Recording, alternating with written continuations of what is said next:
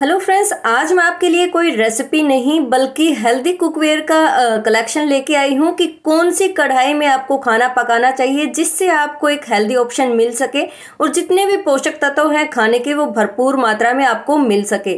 तो सारे ही टाइप के बर्तन मैं लेके आई हूँ, जैसे स्टील का है, नॉन स्टिकी है, आयरन है, जैसे ये प्योर आयरन है, कास्ट आयरन है, मिट्टी की है कढ़ाई और एल्युमिनियम की है। तो मेरे पास ये सारे प्रकार की कढ़ाई है। मैं कौन सा यूज करती हूँ, कब यूज करती हूँ और कौन सा हेल्थ के लिए सबसे खतरनाक है और कौन सी कढ़ाई हेल्थ के लिए सबसे अच्छी है, सारी डिटेल आज के वीडियो में मैं आपको बताने वाली हूँ। तो वीडियो को बिल्कुल भी स्किप नहीं करना है और वीडियो को अंत तक जरूर देखना है। और आज की वीडियो अगर आप लोगों को पसंद आई ना, प्लीज मेरे चैनल को लाइक शेयर एंड सब्सक्राइब करना है और ज्यादा से ज्यादा लोगों तक मेरे चैनल को शेयर करना है। तो सारे ही टाइप की कढ़ाई मैंने ले ली है, जिससे मैं आपको एक एक करके बताऊंगी कि इस कढ़ाई में खाना बनाने से क्या होता है, कौन से हेल्थ बेनिफिट होते हैं और कौन से नुकसान होते हैं। तो सबसे पहले मैंने यहाँ पे ले ली है नॉन स्टिक कढ़ाई। नॉन स्टिक, हालांकि मेरे पास 3 कढ़ाई है। स्पेशली जब मैंने कुकिंग चैनल खोला था ना, तो उसके लिए मैंने नॉन स्टिक बर्तन लिए थे। इससे पहले मेरे पास कोई भी नॉन स्टिक के बर्तन नहीं थे। एक सबसे बड़ा नुकसान तो आपको बता दूं कि नॉन स्टिक बर्तन क्या होते हैं, बहुत जल्दी डैमेज हो जाते हैं, खराब हो जाते हैं, स्क्रैचेज इनके ऊपर आ जाते हैं।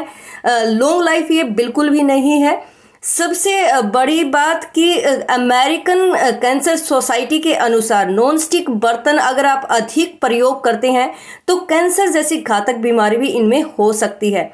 किडनी से जितनी भी जुड़ी समस्या है वो आपको हो सकती है, थायराइड की समस्या आपको हो सकती है, इम्यून सिस्टम वीक होता है और जितने भी ये सिर दर्द होते हैं, माइग्रेन है, लंबे समय तक आप नॉन स्टिक बर्तन यूज करते हैं ना, तो आपको ये प्रॉब्लम भी हो सकती है।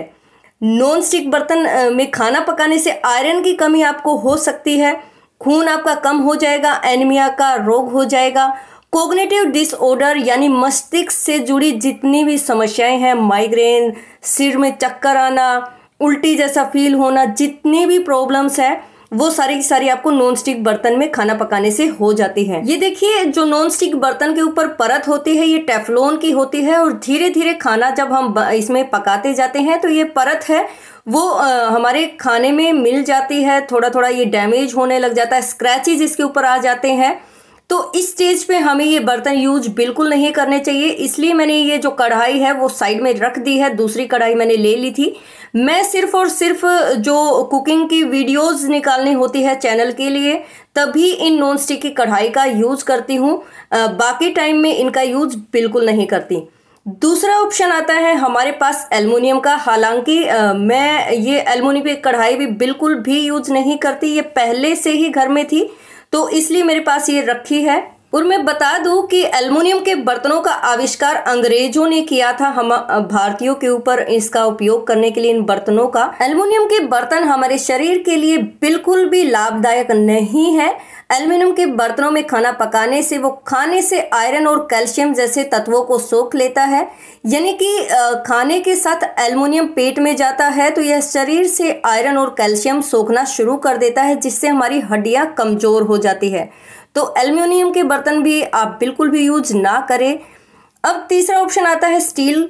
स्टील हालांकि एक हेल्दी ऑप्शन माना जाता है, लेकिन इसमें समस्या ये आती है कि जब भी हम कोई कढ़ाई वगैरह यूज करते हैं खाना बनाने में तो खाना नीचे चिपकने की समस्या इसमें आ जाती है। साथ ही खाना हमारा लंबे समय तक इसमें गर्म नहीं रहता है।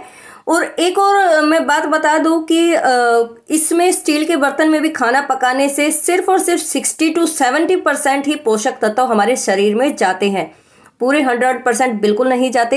हालांकि मेरे पास 2 स्टील की कढ़ाई है, छोटी वाली कोई सब्जी वगैरह गर्म करने के लिए मैं यूज करती हूँ, प्रॉपरली इसमें खाना नहीं बनाती हूँ। कोई चीज़ फ्राई करनी हो तब इसका यूज करती हूँ, क्योंकि ये छोटी है और थोड़ी डीप है तो ऑयल इसमें कम लगता है। तो ये देखिए, स्टील के बर्तन भी आप यूज कर सकते हैं। बस आप कढ़ाई है वो मोटे तले की खरीदिएगा। मैंने जो खरीदी है इसकी तली शायद मोटी नहीं है, इसलिए इसमें खाना जलने की थोड़ी सी समस्या मेरे को आ रही है। तो इस कढ़ाई को भी मैं कभी कभार ही यूज करती हूँ, कई बार दूध वगैरह उबालने में यूज करती हूँ। छोटी वाली कढ़ाई तो मेरे यूज में आ जाती है, बट ये बड़ी वाली कढ़ाई मेरे इतने यूज में नहीं आती। तो आप स्टील के बर्तन जब भी खरीदें मोटी तली की कढ़ाई की ही खरीदें। और अब बारी आती है नेक्स्ट कढ़ाई की, मिट्टी की कढ़ाई। मिट्टी की कढ़ाई में जब भी आप खाना बनाते हैं, सबसे बड़ी बात तो ये है कि जिसने मिट्टी के बर्तन में एक बार खाना बनाना शुरू कर दिया वो दूसरा बर्तन यूज़ ही नहीं कर सकता, क्योंकि इसमें स्लो गैस पे खाना पकता है और साथ ही खाना इतना स्वादिष्ट बनता है कि दूसरे बर्तन का खाना अच्छा ही नहीं लगता। मैं यूजुअली मिट्टी की कढ़ाई ही यूज करती हूँ खाना बनाने के लिए। इसमें खाना बनता है बहुत ही टेस्टी बनता है, साथ ही 100% पोषक तत्व हमारे शरीर में इससे लीच होके जाते हैं। मिट्टी के बर्तन हालांकि मेंटेनेंस इसकी थोड़ी सी हार्ड है, इसको अच्छे से धोना पड़ता है, धूप में सुखाना पड़ता है, कोई भी साबुन वगैरह यूज नहीं करनी होती, इनको धोने का थोड़ा अलग तरीका होता है। अगर आप कमेंट करेंगे कि मिट्टी के बर्तनों को कैसे धोया जाता है, कैसे मेंटेनेंस रखी जाती है, किस तरीके से इनका रख रखाव होता है, तो वो वीडियो भी मैं जल्द ही आपके लिए लेकर आ सकती हूँ। तो ये देखिए मिट्टी के बर्तन में 100 के 100% पोषक तत्व हमारे शरीर में जाते हैं, साथ ही खाना बहुत ज़्यादा टेस्टी बनता है जब भी स्लो गैस पे ये पकता है। और साथ ही बहुत ही हेल्दी ऑप्शन हमारे मिट्टी का बर्तन माना जाता है। पुराने ज़माने में मिट्टी के बर्तन ही यूज किए जाते थे, तो सबसे बेस्ट ऑप्शन मेरे को मिट्टी का बर्तन लगा। अब बारी आती है प्योर आयरन की और कास्ट आयरन की, दोनों में से बेस्ट कौन सा है। तो मैं आपको बता दूं कि जब भी हम आयरन की कढ़ाई में खाना पकाते हैं तो आयरन के कुछ कंटेंट खाने में मिल जाते हैं, जिससे शरीर को पर्याप्त मात्रा में आयरन मिलता है। तो इन दोनों में से जो आयरन हमारे शरीर को मिलता है ना, वो कास्ट आयरन की कढ़ाई से ज़्यादा मिलता है। तो कास्ट आयरन को इसलिए हेल्दी ऑप्शन ज़्यादा माना जाता है।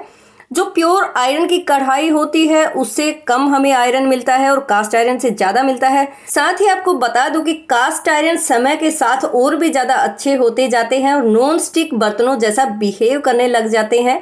दोनों में ही कोई भी केमिकल की कोटिंग नहीं होती, लंबे समय तक इनको यूज कर सकते हैं। और कास्ट आयरन की कढ़ाई में ना लंबे समय तक हीट भी बनी रहती है, जो कि प्योर आयरन में नहीं होती। अगर कास्ट आयरन के बर्तन को अच्छे से रख रखाव या सीजनिंग करते रहे तो ये लाइफ लॉन्ग बर्तन है और नॉन स्टिक जैसा बिहेव करते हैं, बिल्कुल भी खाना इनमें नहीं चिपकता है और हेल्दी ऑप्शन भी माना जाता है।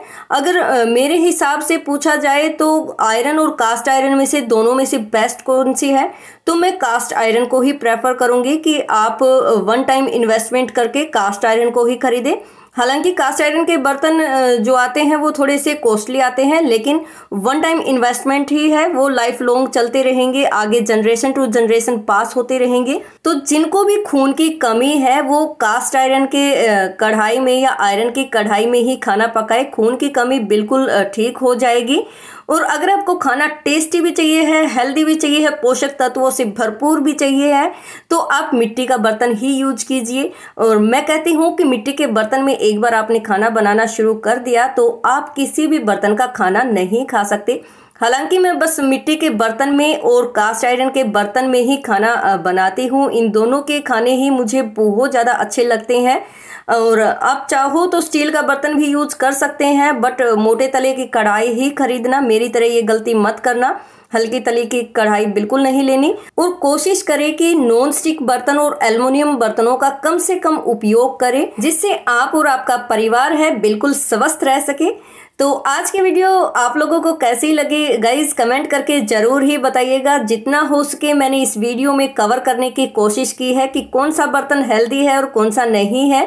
तो आज की वीडियो पसंद आई हो तो प्लीज़ मेरे चैनल को लाइक शेयर एंड सब्सक्राइब जरूर करना। Thank you.